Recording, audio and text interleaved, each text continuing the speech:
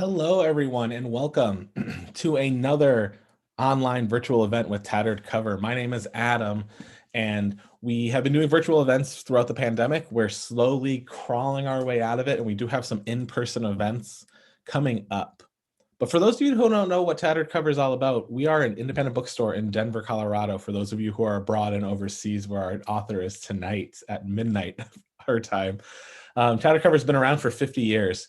It's thanks to authors like Kate, readers like you, and everyone coming together that can keep an independent bookstore around for half a century. So thank you so much. If you need closed captioning, there is a little bar at the bottom of the YouTube screen that has a black button that says CC. You can get closed captionings if you want it or need it.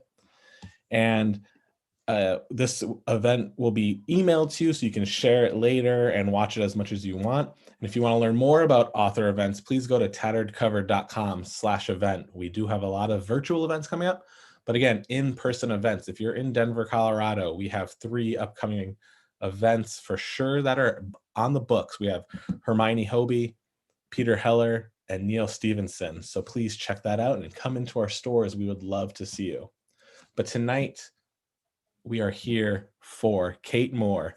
She is a New York Times and USA Today best-selling author of Radium Girls, but we are here for the woman they cannot silence. Prior to this book, Kate's previous book, The Radium Girls, won the 2017 Goodreads Choice Award for Best History and was voted U.S. Librarian's favorite nonfiction book of 2017. It was also named a notable nonfiction book of 2018 by the American Library Association. Her new book is officially, the full title is The Woman They Cannot Silence, One Woman, Her Incredible Fight for Freedom, and the Men Who Tried to Make Her Disappear. It is out now, which you can get, which I put the link in. Please welcome Kate Moore, who will be joining us. It is just past midnight her time. So thank you, Kate, so much for joining us. Welcome, welcome. It's my pleasure. Thank you so much. I was honored to appear at Tattered Cover when I promoted the Radium Girls. So I'm excited to be back with you. I'm only sorry it's not in person. It is okay. It is amazing because you're currently in the UK. I am actually not in Denver. I'm on vacation in Maine. So no one's in Denver tonight for this Denver-based event. But this is the beautiful thing about virtual technology. It is, yeah. Your newest book, the book we're here, The Woman They Cannot Silence. Tell readers a little bit about what it is for those. There it is. For those who don't know, tell readers, what's the pitch? So I'm so excited to introduce you to the woman they could not silence. Her name was Elizabeth Packard. Many of your readers and the people watching this evening may not have heard her name before because, as often happens to feisty women who stand up for themselves, history has, chosen to commemorate the men who tried but failed to silence her, and we don't remember Elizabeth. This is a story that has everything. It's got shocking scientific historical facts. It's got courtroom drama. It's got a twist of Gothic horror as I take you inside the insane asylums of the 19th century. Above all else, however, this is a story with an empowering fight for justice at its heart and a fight against injustice that still resonates today. And it stars a compelling heroine whose sheer spirit will take readers' breath away. In a nutshell, it tells the story of Elizabeth, a 19th century housewife and mother of 6, who is committed to an insane asylum just because she disagreed with her husband. And it charts Elizabeth's journey to find that unsilenceable voice that she possesses inside herself. And it showcases the amazing things that can happen when a woman believes in herself and believes in her, mission to make the world a better place, because Elizabeth goes on to become a political campaigner who successfully battles to improve the rights of women and the mentally ill. She's an extraordinary person, and it is an extraordinary story. Yeah, and I have so many questions about it. I read the book, and I don't normally read nonfiction. It's just a weird thing about me. I'm always like, let's read depressing fiction. But I was like, so that's like a joke with me and my friends, but I was blown away with this book, so I have a lot of questions. But I want to give you a chance to read from it. One, because I love hearing people with accents read.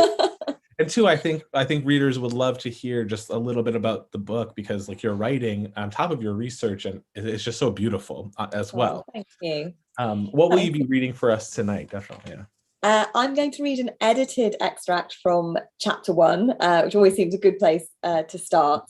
And as you say, what I like about doing readings at my events is I like to sort of showcase for readers how I write my non-fiction history books, because it is non-fiction and every line of dialogue in the book comes from an authentic historical source.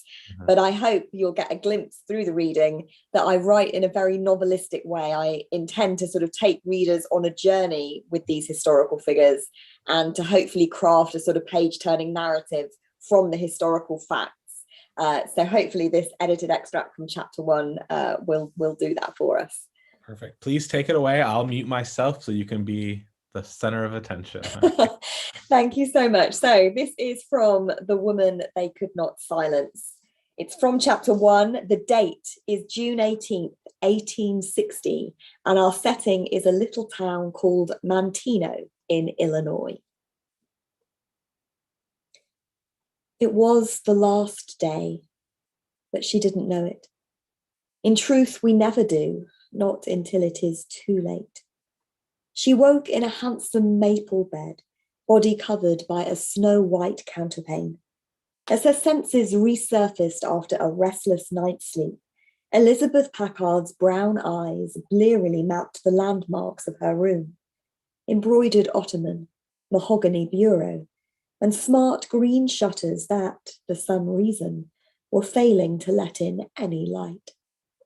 Ordinarily, her husband of 21 years, Theophilus, a preacher, would have been snoring next to her, his gravity-defying curly red hair an impromptu pillow beneath his head. But a few long weeks before, he'd abandoned their marital bed. He thought it best, or so he'd said, to sleep alone these days. Instead, her senses were filled by the precious proximity of her slumbering 6-year-old son. Her children were truly the sun, moon, and stars to Elizabeth. To see their happy faces and laughing eyes offered such blessed light. It was particularly welcome in a world that was becoming, by the day, increasingly black. Such melancholy thoughts were uncharacteristic for Elizabeth. In normal times, the 43-year-old was always rejoicing. But the splits that were even now threatening her country, with some forecasting an all-out civil war, were mirrored in her small domestic sphere within her neat 2-story home. Over the past 4 months, she and her husband had retreated behind those enemy lines, prompting much anxious foreboding from Elizabeth. The Packards had married in 1839, when Elizabeth was a green 22 and Theophilus a dusty 37. At first, all had seemed well. Elizabeth had been raised to be a silent listener, and her preacher husband contentedly became the sole mouthpiece in their marriage. To make him happy was the height of my ambition, Elizabeth wrote. That's all I wanted, to make my husband shine inside and out.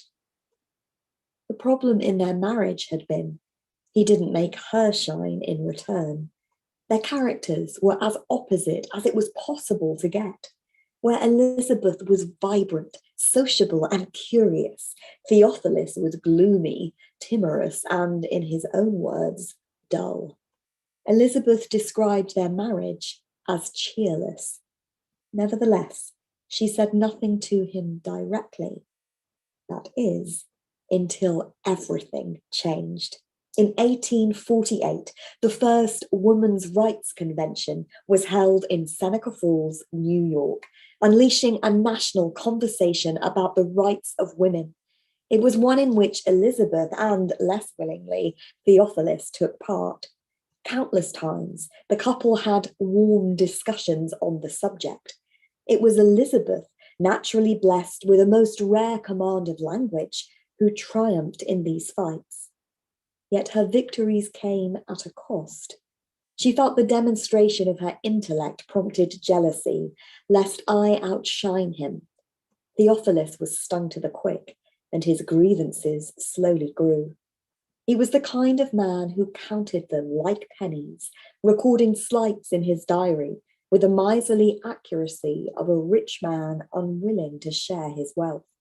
He grumbled crossly, "My wife was unfavourably affected by the tone of society, and zealously espoused almost all new notions and wild vagaries that came along." Perhaps the notion that caused him most consternation? In Elizabeth's words, "I, though a woman, have just as good a right to my opinion as my husband has to his." Elizabeth's newfound autonomy was anathema to Theophilus. "Wives, obey your husbands" became a scriptural passage oft quoted in their home. But Elizabeth was no longer silently listening. Defiantly, she kept on articulating her own thoughts, asserting her own self, inspired by the women's rights movement that it was her right to do so. Theophilus's response was telling. He did not allow his wife agency. He did not encourage her independence. Instead, he wrote that he had sad reason to fear his wife's mind was getting out of order. She was becoming insane on the subject of women's rights. On the morning of June 18th, 1860, Elizabeth shifted uncomfortably in bed, her disquiet slowly intensifying. Over the past 4 months, Theophilus had made it plain he wanted her gone. He could not cope with his newly outspoken wife, with her independent mind and her independent spirit, not least because Elizabeth did not keep her new character confined to their home. She asserted herself in public too. In the face of her impassioned eloquence, Theophilus felt powerless and furiously impotent.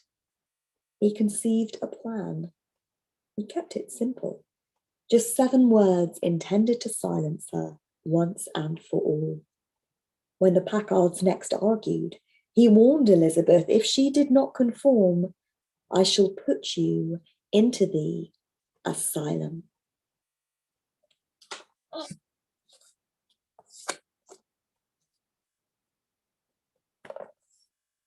Thank you so much. I couldn't find the unmute button.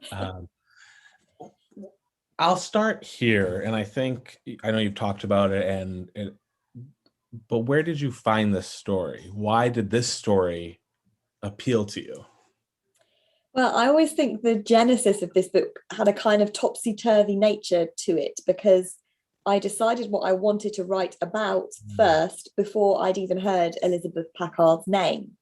So the genesis of the book came about in the fire of the Me Too movement in the fall of 2017. And I was really struck by that movement, as I know women across the globe were. But what really struck me about it was, why had it taken so long? Because women have always spoken up, actually. And what I was thinking about was, why has it taken so long for us finally to be listened to and, crucially, believed? And that's what I was starting to think about. And I thought, well, how have women been silenced and discredited in the past? And I realized, for centuries, actually, whenever women have used our voices, we've been called crazy. Our mental health has been wielded as a weapon against us, used to undermine and control us. And that's what I wanted to write about, that process, that, historical situation, which actually still resonates today. We see it in the Me Too movement. We also see it right up to a few weeks ago with Britney Spears, a supposedly crazy woman fighting to get out of that, the legal control of male, authority figures in her life. A woman who, when she asserts herself, has been punished psychiatrically. So I was really interested to write about these issues, which to me still seemed, so very relevant in the modern age. But what I wanted to do, as I hope that reading showed, was, because I feel I'm a storyteller at heart, I wanted to try to find one woman's story in history that would allow me to explore those issues, but to do so through her personal story. And so I went looking for Elizabeth. I didn't know her name. I didn't even know which period of history I was going to find my heroine. I actually spent a lot of time at the start of my research process, focused on the 1950s, 1960s era, an era when there are electric shock treatments and lobotomies and so on. But actually, a lot of that research was incredibly depressing because the sane women who had been subjected to it obviously ended up silenced. And what I wanted to write about was the woman who could not be silenced, hopefully a woman in history who could triumph against this process. And so ultimately, I fell down this rabbit warren of internet searches about women and madness. And on the 15th of January, 2018, I fell down that rabbit warren into a University of Wisconsin essay about lunacy in the 19th century. And 4 pages in a single paragraph, I first read the name Elizabeth Packard. Mm-hmm. And once I started digging into her story, I realized quite quickly, actually, she was the one. Because as I mentioned, her story is so compelling. It's got so much drama to it, which for me as a storyteller is amazing. There's loads of twists and turns and dramatic scenes to write about. But also she herself is incredible. This, perhaps the most fearless and resilient woman I've ever encountered. And a woman who herself is a writer, she becomes a writer in the course of a book. And I've been able to draw on her writings for my book. And that obviously made her a sort of shoe-in for the role of heroine in my next project. And I don't want to talk too much about her because I want people to read the book. So Yeah. For a little bit, I'll talk about your research and your writing because it really does fascinate me. And I'm actually shocked to hear that you didn't hear her name until 2018. That's only like 3 years ago. Yeah. That means you wrote this book fairly fast after researching it. It's true. It was quite an intense process. I'm the kind of person that really throws myself into my project. So, it's late nights, it's weekends, it's, long days. But that's how I like it best. I like to fully immerse myself in this world that I'm researching. And yeah, I'm the kind of writer as well that I spend ages doing my research. And then I do write quite quickly because I'm incredibly methodical once I get my hands on all the different sources. And the way I work enables me to write really quickly. Hopefully the reader gets a sense of that as well in the pacey narrative that I've hopefully crafted. But that's how I like to write, is quickly once I've spent, years working on the research. And the research part of it, where you knew what you wanted to find and you found it through a journal. What is your process with actually finding documents? Just walk us through how you do what you do. Well, I mean, I was lucky in Elizabeth's case because she published her own work. As an example of how extraordinary and forward-thinking she was, Elizabeth is a woman, she's completely disenfranchised by society. She's living at a time where married women have no rights, no rights to their own earnings, to the custody of their children, even to their liberty. It's completely legal for her husband to send her to an asylum without evidence of insanity. And so Elizabeth, in trying to become a published writer, has, the whole of society and the whole of the law set against her. And so ultimately she crowdfunds her book, which I think is an example of, how amazing she is. She persuades thousands of people to give her 50 cents. And that's how her books come into the world. So step one of my research was obviously reading her books. And that was incredible because they are memoirs. So, a wealth of first person material about what it really feels like to be a sane woman sent away to an insane asylum in the 19th century, packed full of visceral detail about what the world was like that she was living in. To complement that, I obviously didn't just want to hear from Elizabeth. So I was lucky enough to find in archives, her husband's diary. So I've got the first person accounts from her antagonist, the writings of her doctor, both in medical journals and his letters. The medical journals was a big part of the research for me because, as with the Radium Girls, which obviously is very clearly a sort of scientific story, I wanted to bring the early science of psychiatry into this book as well. So I spent, many hours and many days poring over the medical journals of the time, looking up, the shocking treatments that they did, what the received, medical wisdom of the age was, which essentially said if you were a woman, you were at increased risk of going mad. And if you were an assertive or an educated woman, that was even worse.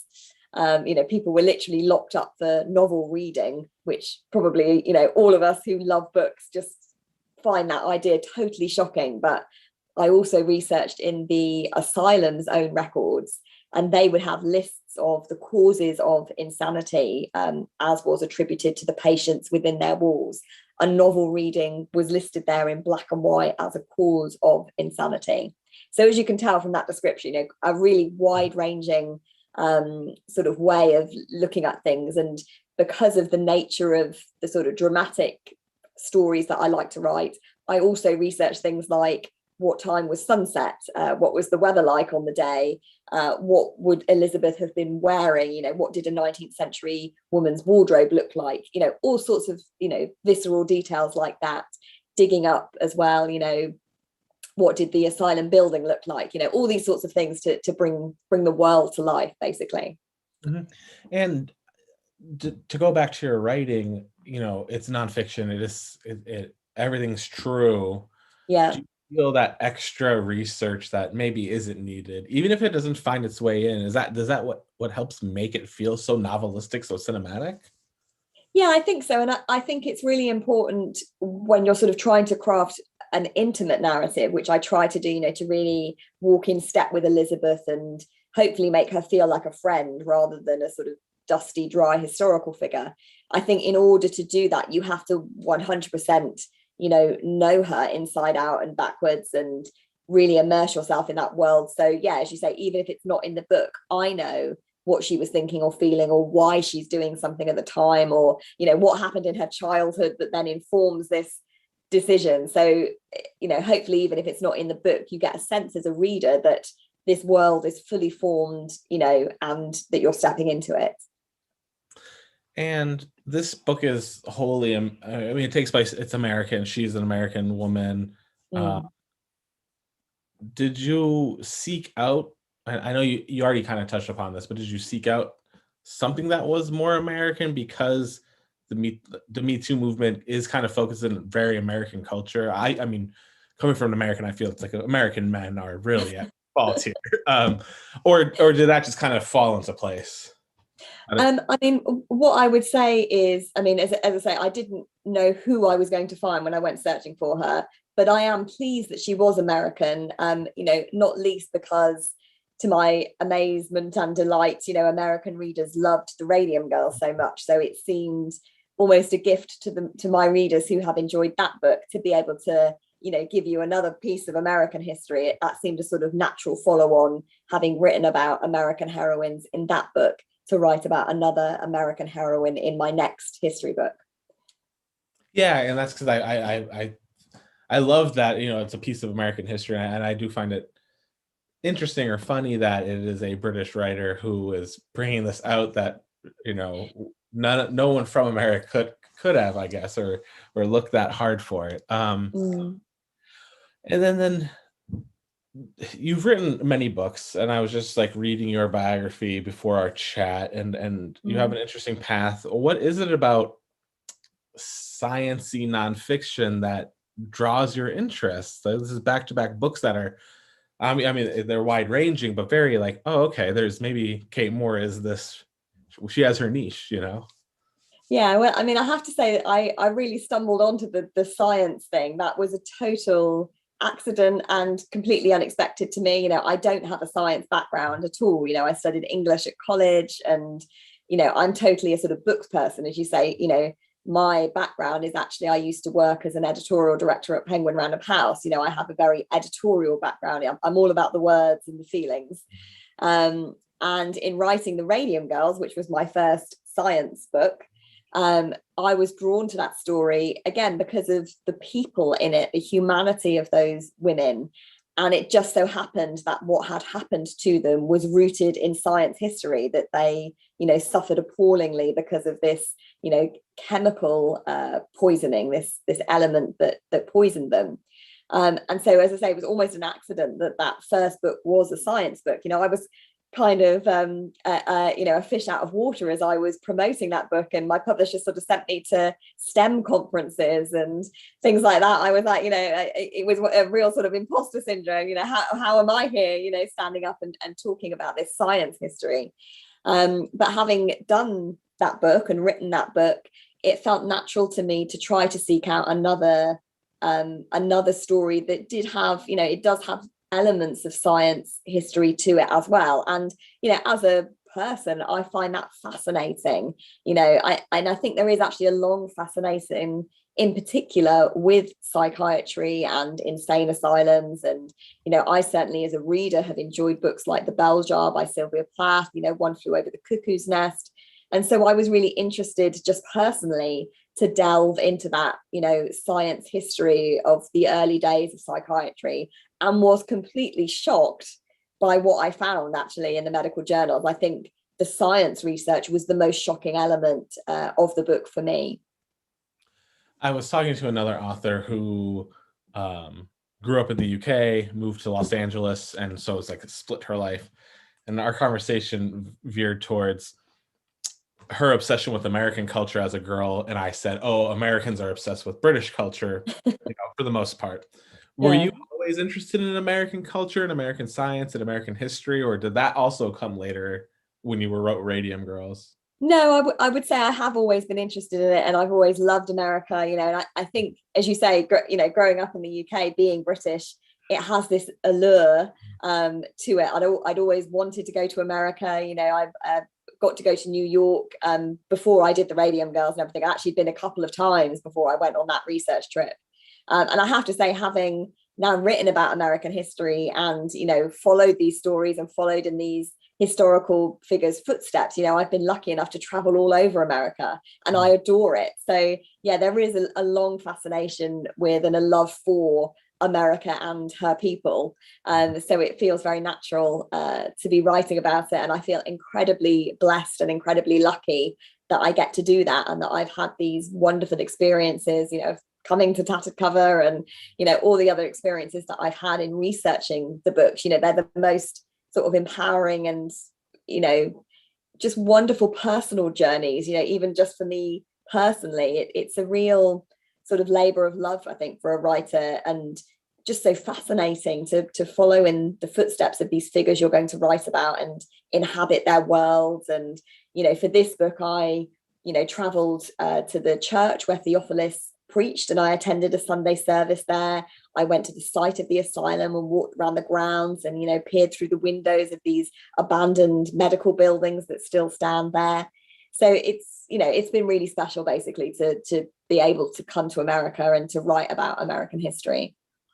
With writing and researching, like peering into the abandoned buildings, and I know these stories are these people are obviously no longer with us, but is there permission that you seek out as a writer from someone or anyone related, or how does that work when you decide to write about something?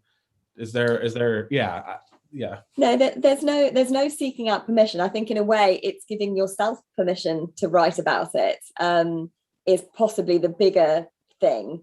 And I certainly, with the Radium Girls in particular, I felt, that was quite an overwhelming project to decide to embark upon, particularly, as I say, not a person without a science background, not a history background, not a law background, quite an intimidating subject to embark upon. So I think part of it is giving yourself permission to say, no, I can write this story and I can do this.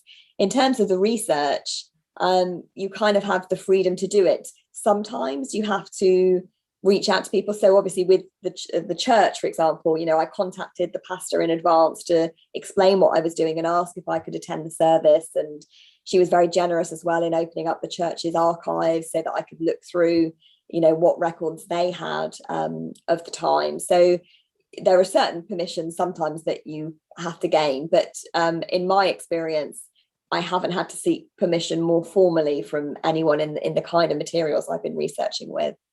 Yeah.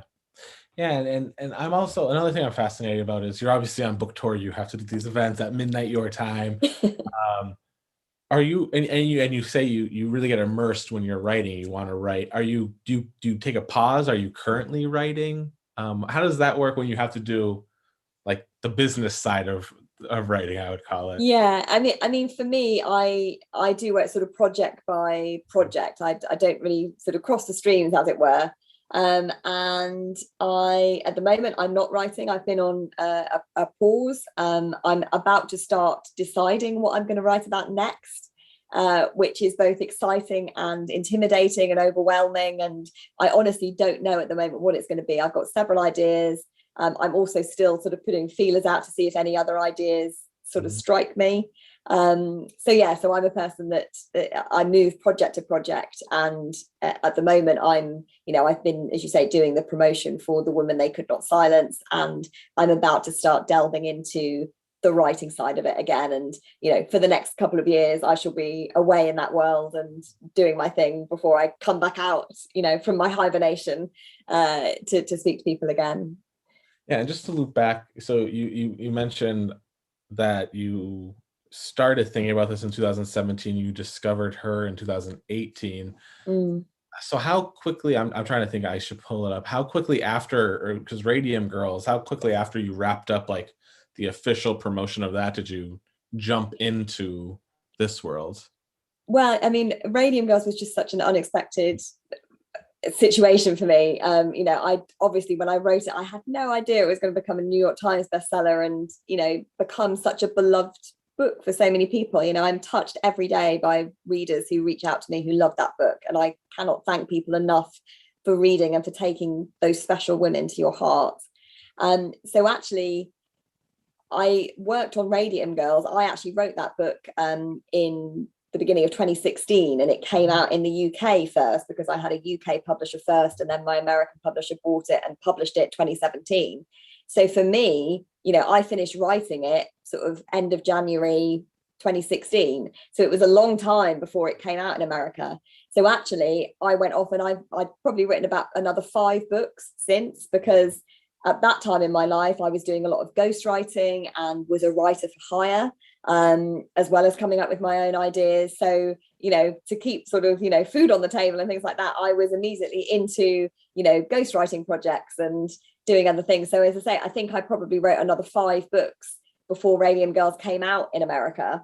And then it became this huge hit. And that has given me the freedom to be able to say, okay, well, I'm going to write another history book, and I've had the opportunity therefore to spend several years working on it, which is obviously such a wonderful opportunity for a writer to be able to give that time to a project, as opposed to my other books where I've sort of been writing them in 4 months or something. It's been such a gift to really sort of deep delve into the research and craft the story a lot more. Definitely. And I've already thrown in some audience questions as we were just talking, just naturally. The biggest question is always, what are you working on next? Which you already said, you have no idea. But I will ask, out of the ideas you're mulling over, how many of them are American stories? Like what percentage would you say? Oh, a high percentage, I Right. would say. Yeah, so Yeah, yeah, of course. 78, 80%, something like that. Yeah, most of them are American stories, because Mhm. obviously I want to, and I know American readers are also interested in other history, but I think it has perhaps, more power sometimes to read about something that happened in your state or your country. So yeah, the large majority are American stories, but that's not to say it will be an American Of story course. that I pick next. Who knows? Who knows? Definitely. And there's a question that we kind of touch about how you immerse yourself in the world. You have those long days, those weekends. When you're actually working on a project, like I mean, with this project, we'll say from the your first word to your last edit, what was the actual time frame? How many months? Uh, Well, as I say, I write really quickly. People are really shocked. So it was about mid-January that I wrote the opening sentence. And actually, just as a sort of note, I came up with the first line, which is, if she screamed, she sealed her fate. That's the first line of the book from the prologue. I came up with that sort of, I think it was October time. So even before I was writing, I was like, that's a good line. I'm going to make a note of that. And I think that's what I want to start with. Anyway, so I started writing the book proper mid-January 2020. I delivered the first draft on the 4th of March. And then I had to start editing because it was way too long, which is often my problem. I always, because I've done so much research, I pour it all in and then I have to sort of whittle it all out. So then the editing process then took several months because my editor, obviously sent it back to me, said it's too long, backwards and forwards, trying to get that sorted. And so it wasn't until probably end of September that we had a final draft. And as I say, that involved some periods of rest where you sort of leave it and then come back to it. I think I'd sent back, a draft that I thought was going to be final, maybe late June time. And then when I reviewed it in September, I was like, oh my God, I hate the beginning. I'd done so much editing that it sort of lost its heart. So I remember a sort of hairy week in September where my editor was about to send it off for typesetting. And I was like, no, the beginning's not working. And I completely rewrote the beginning and the end. I rewrote the postscript in September. So there's always fiddling you do right up until the last minute, really, until you're not allowed to fiddle with it anymore. Yeah. Well, Kate, thanks so much for taking the time to talk to us. I weaved in some questions, and I know it's late there. Like I said, I don't read a lot of nonfiction, and I know someone who writes history books is like, oh, please don't say that to me. But I was so engrossed I had read Radium Girls, of course, because everyone was reading it. And when I found out I was doing this event, and I was just like, I'm gonna just dive into this. Thank you. I just loved it. So thank you so much. Thank you.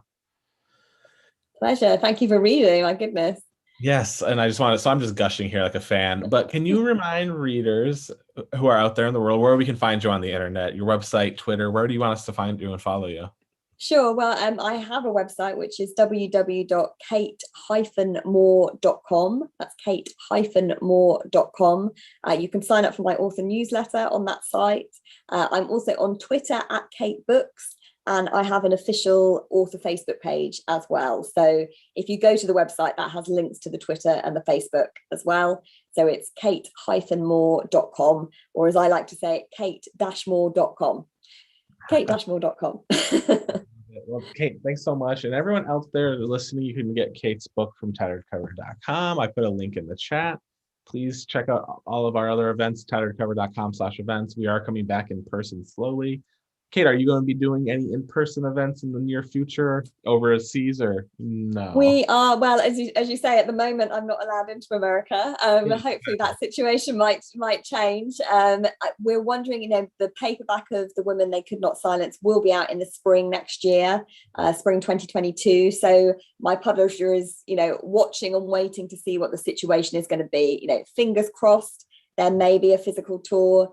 In the meantime, I am doing virtual events, sometimes for this, sometimes for Radium Girls as well. So if you check out my website, kate-moore.com, that has all my upcoming events. I think I've got one left in the summer, which is the 12th of August. That's a full presentation about Elizabeth's story. So if anyone wants to hear more about it, that's one to check out on the 12th of August. And then otherwise, we're looking into fall now for my virtual events. But fingers crossed, physical events, maybe in the spring.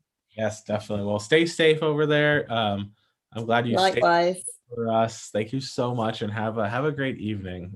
Thank you. Yeah, straight to bed for me. But enjoy your evening, and thank you so much for having me. I really, really appreciate the opportunity. Thank you so much.